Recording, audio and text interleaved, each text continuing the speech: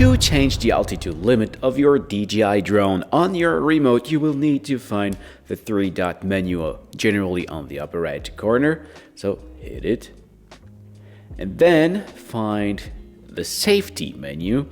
And here you can see max altitude. So actually by default it's at 120 meters, which is 400 feet. But you can set it up to 500 meters, which is the legal not legal, that's just the limit of the remote.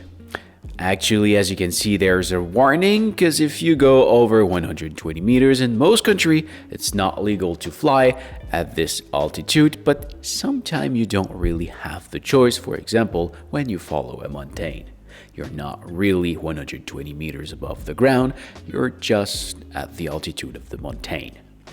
You also have the max distance, and you also have, this is return to home altitude. So here you can choose when you hit that return button at what altitude you want your drone to go. Find that generally 50, 60 is somewhere great to come back. So if, for example, you're 1 kilometers away, you are 30 meters high, maybe there is some trees that can go up to that altitude, so the drone will go up to 64 meters to come back to avoid automatically any obstacle. But maybe you want to make it go higher, you can choose that from here. So I hope this was helpful.